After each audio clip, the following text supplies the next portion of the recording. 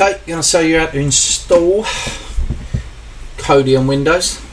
Surprisingly, the amount of people ain't got a bloody clue that they can actually do this. So first and foremost, go to downloads of Kodi.tv, click the Windows installer and download it. I'm going to cancel that because I've already got it on my desktop, but you need to go to Kodi.tv. I'll put the link at the bottom and download the latest version for Windows. Okay, once you have it, there it is on the desktop. Going to run it. You may have to run this as administrator or have administrator privileges. Most of you are going to have that if you're doing it on your own home computers. Just leave everything as default. I normally take a couple of IPTV clients out, but don't bother. You know, honestly, if you're doing it on a Windows machine, it's a decent enough power, you haven't got to worry about it. So, going to let it install and let it run through.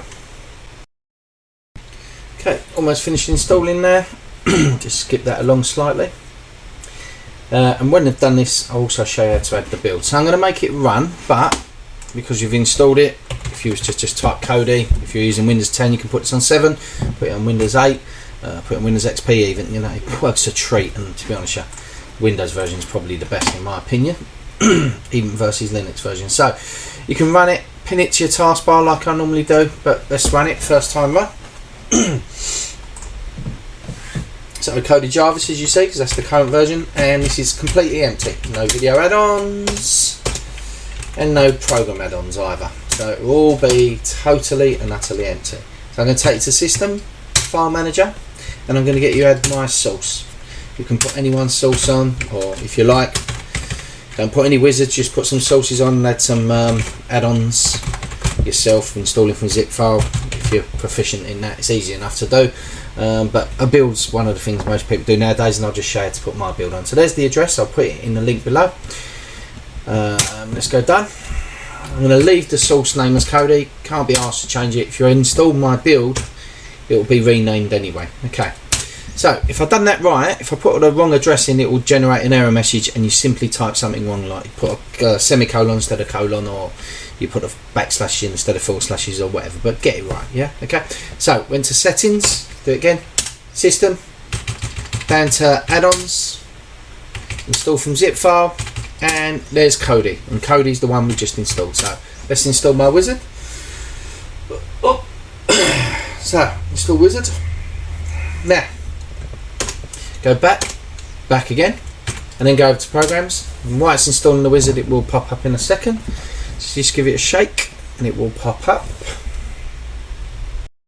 Okay, there you go, Fortify Wizards add-on enabled. Okay, go down to it, Fortify Wizards, click on it, and you've got the different versions. This is the Windows version, so not the Fire Stick version. It hasn't got the Fire Stick mapping in that version.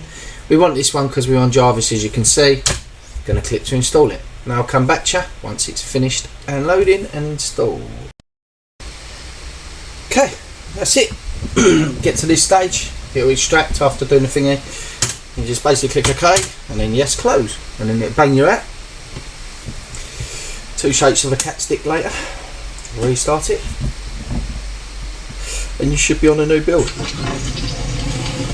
or whatever build you possibly installed if you installed another.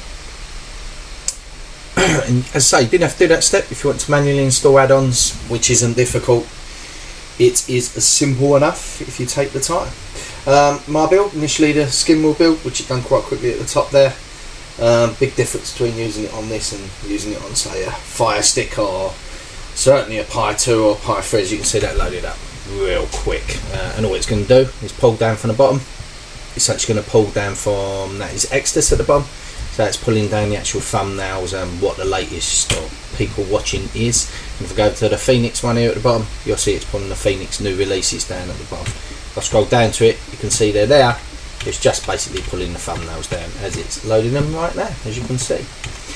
Okay, I won't intensely go through what this build is, but what I will show you is quite often you'll download, whether it be mine or anyone's build, and you'll not actually have any audio for some reason, and you know, it's quite normal the case. You may actually plug your laptop or whatever you've installed this Windows version onto a PC or TV, so that means that the default audio output device may not be working. So you should be able to hear that the sound is there on this one, but it may not be. So all you need to do is go to System, So over the system, and if you're using Confluence, which is the green bubbly default build, it's the same with that too. Click on system, go to system again, and then you see the second one down is audio output. Nice and easy, audio output device, and then change it to whatever it is. So I'll try and leave mine as default, sounds direct sounds default, but it may be HDMI out, it may be whatever for you and your telly. Easiest way to tell is go to something. So let me give you an example. Let's go over to movies and let's select a movie, Night of Cups, whatever that is. Click on that. But you can do anything.